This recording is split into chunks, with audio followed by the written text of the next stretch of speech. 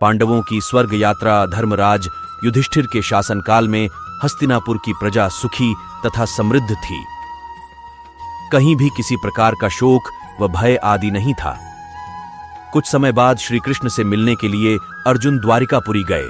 अपनी द्वारिका यात्रा के बाद अर्जुन महर्षि वेदव्यास के आश्रम पहुंचे। यहां आकर अर्जुन ने महर्षि वेदव्यास को बताया कि श्री कृष्ण बलराम सहित सारे यदुवंशी समाप्त हो चुके हैं। तब महर्षि ने कहा कि यह सब इसी प्रकार होना था, इसलिए इसके लिए शोक नहीं करना चाहिए। तब अर्जुन ने यह भी बताया कि किस प्रकार साधारण लुटेरे उनके सामने यदुवंश की स्त्रियों को हर कर ले गए और वे कुछ भी न कर सके। अर्जुन की बात सुनकर महर्षि वेदव्यास ने कहा कि वे दिव्य अस्त्र जिस उद्देश्य से तुमने प्राप्त किए थे वह पूरा हो गया, अतः वे पुण्य अपने स्थानों पर चले गए हैं। महर्षि ने अर्जुन से यह भी कहा कि तुम लोगों ने अपना कर्तव्य पूर्ण कर लिया है, अतः अब तुम्हारे परलोक गमन का समय आ गया है और यही तुम्हारे लिए श्रेष्ठ भी है। महर्षि वेदव्यास की बात सुनकर अर्जुन उनकी आज्ञा से हस्तिनापुर आए और उन्होंने पूरी बात महाराज युधिष्ठिर को बता दी। यदुवंशियों के नाश की बात जानकर युधिष्ठिर को बहुत दुख हुआ। महर्षि वेदव्यास की बात मानकर द्रौपदी सहित पांडवों ने राजपाट त्याग कर परलोक जाने का निश्चय किया। युधिष्ठिर ने युयुत्सु को बुलाकर उसे संपूर्ण राज्य की देखभाल का भार सौंप दिया और परीक्षित का राज्याभिषेक कर दिया। युधिष्ठिर ने सुभद्रा से कहा कि आज से युधिष्ठिर को बता दी। यदुवंशियों के नाश की बात जानकर युधिष्ठिर को बहुत दुख हुआ।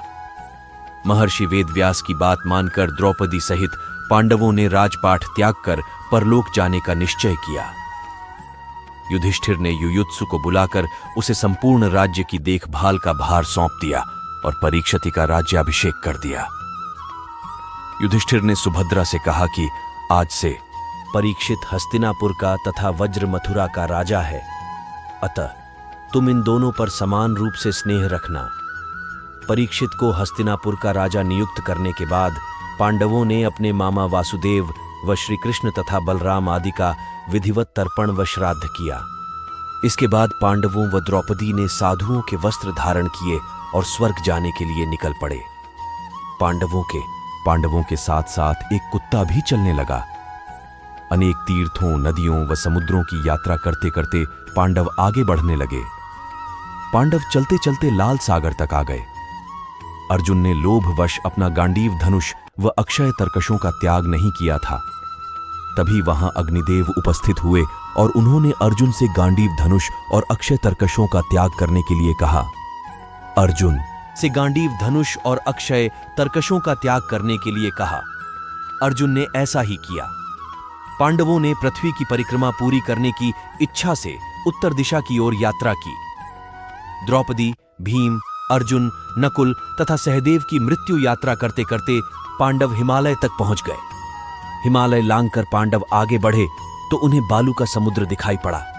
इसके बाद उन्होंने सुमेरु पर्वत के दर्शन किए।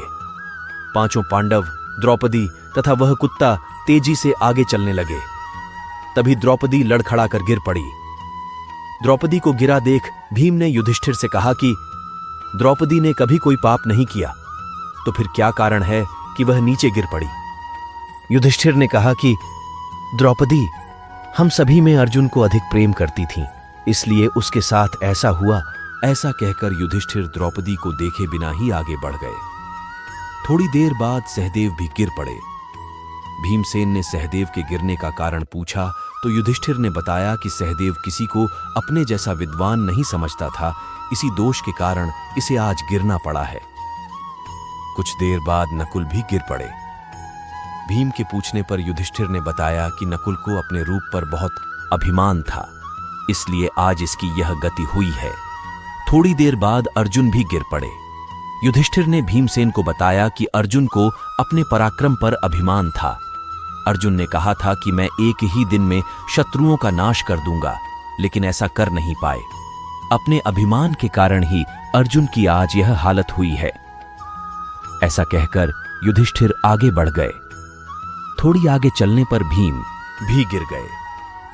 जब भीम ने युधिष्ठिर से इसका कारण तो उन्होंने बताया कि तुम खाते बहुत थे और अपने बल का झूठा प्रदर्शन करते थे, इसलिए तुम्हें आज भूमि पर गिरना पड़ा है।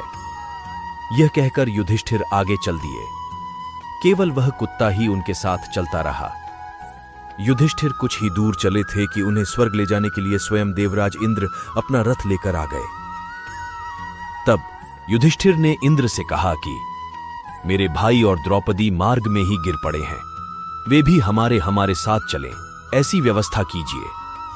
तब इंद्र ने कहा कि वे सभी पहले ही स्वर्ग पहुंच चुके हैं, वे शरीर त्याग कर स्वर्ग पहुंचे हैं और आप सशरीर स्वर्ग में जाएंगे।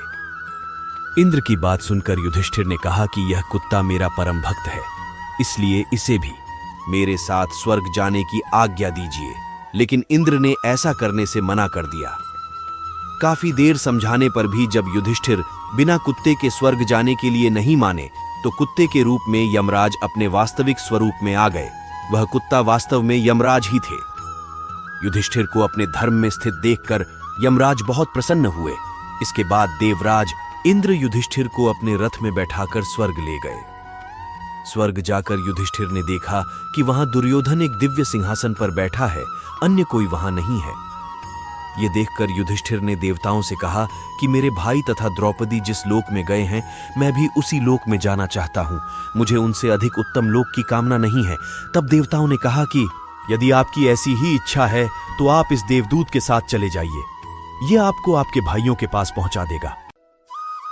युधिष्ठिर उस देवदूत के साथ चले गए। देवदूत युधिष्ठिर को ऐसे मार्ग पर ले गया जो बहुत खराब था। उस मार्ग पर घोर अंधकार था। उसके चारों ओर से बदबू आ रही थी। इधर उधर मुर्दे दिखाई दे रहे थे। लोहे की चोंच वाले कोए और गीध मंडरा रहे थे। वह असिपत्र नामक नरक था। वहां की दुर्गंध से तंग आकर युधिष्ठिर ने देवदूत से पूछा कि हमें इस मार्ग पर और कितनी दूर चलना है और मेरे भाई कहां हैं? युधिष्ठिर की बात सुनकर देवदूत बोला कि देवताओं ने कहा था कि जब आप थक जाएं तो आपको लौटा लाऊं। यदि आप थक गए हों तो हम पुनः लौट चलते हैं। युधिष्ठिर ने ऐसा ही करने का निश्चय किया। जब युधिष्ठिर वापस लौटने लगे तो उन्हें दुखी लोगों की आवाज सुनाई दी। वे युधिष्ठिर से कुछ देर वहीं रुकने के लिए कह रहे थे। युधिष्ठिर ने जब उनसे उनका परिचय पूछा तो उन्होंने कर्ण, भीम, अर्जुन, नकुल, सहदेव व द्रौपदी के रूप में अपना परिचय दिया। तब युधिष्ठिर ने उस देवदूत से कहा कि तुम पुण्य देवताओं के पास लौट जाओ। मेरे यहां रहने से यदि मेरे भाइयों को सुख मिल। लौटने लगे तो उन्हें दुखी लोगों की आवाज सुनाई दी। वे युधिष्ठिर से कुछ देर वहीं रुकने के लिए कह रहे थे।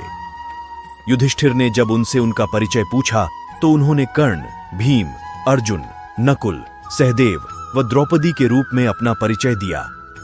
तब युधिष्ठिर ने उस देवदूत से कहा कि तुम पुण्य देवताओं के पास लौट जाओ। मेरे यहां रहने से यदि मेरे भाइयों को सुख मिलता है तो मैं इस दुर्गम स्थान पर ही रहूंगा। देवदूत ने यह बात जाकर देवराज इंद्र को बता दी। युधिष्ठिर को उस स्थान पर अभी कुछ ही समय बीता था कि सभी देवता वहां आ गए। देवताओं के आते ही वहां सुगंधित हवा चलने लगी। मार्ग पर प्रकाश छा गया। तब देवराज इंद्र ने युधिष्ठिर को बताया कि तुमने अश्वत्थामा के मरने की बात कहकर छल से द्रोणाचार्य को उनके पुत्र की मृत्यु का विश्वास दिलाया था। इसी के परिणाम स्वरूप तुम्हें भी छल से ही कुछ देर नरक के दर्शन पड़े। अब तुम मेरे साथ स्वर्ग चलो, वहां तुम्हारे भाई व अन्य वीर पहले ही पहुंच गए हैं। देवराज इंद्र के कहने पर युधिष्ठिर ने देवनदी गंगा में स्नान किया। स्नान करते ही उन्होंने मानव शरीर त्याग करके दिव्य शरीर धारण कर लिया। इसके बाद बहुत से महर्षि उनकी स्तुति करते हुए उन्हें उस स्थान पर ले गए जहां उनके चारों भाई भीम, अर्जुन, नकुल, सहदेव तथा द्रौपदी व कर्ण आदि आनंदपूर्वक विराजमान थे। युधिष्ठिर ने वहां भगवान श्री कृष्ण के दर्शन किए। अर्जुन उनकी सेवा कर रहे थे। युधिष्ठिर को आया देख श्री कृष्ण व अर्जुन ने उनका स्वागत किया। युधिष्ठिर ने देखा कि भीम पहले की तरह शरीर धारण किए वायु देवता के पास बैठे थे। कर्ण को सूर्य के समान स्वरूप धारण किए बैठे देखा। नकुल व सहदेव अश्विनी कुमारों के साथ बैठे थे। देवराज इंद्र ने युधिष्ठिर को बताया कि ये जो साक्षात भगवती लक्ष्मी दिखाई दे रही हैं, इनके अंश से ही द्रौपदी का जन्म हुआ था। इसके बाद इंद्र ने महाभारत युद्ध में मारे गए सभी वीरों के बारे में युधिष्ठिर को विस्तार पूर्वक बताया। इस प्रकार युधिष्ठिर अपने भाइयों व अन्य संबंधियों को वहां देखकर बहुत प्रसन्न हुए। सभी पांडुपुत्रों का दुख भरा इंसानी जीवन समाप्त हुआ और उन्हें देवताओं की तरह स्वर्गलोक में एक नए अनंत जीवन की शुरुआत की। तो दोस्तों यह थी पांडवों और द्रौपदी की स्वर्ग यात्रा और उनकी परीक्षा की कहानी। आशा करता हूं कि आज के इस वीडियो में आपको काफी कुछ नया सीखने को मिला होगा।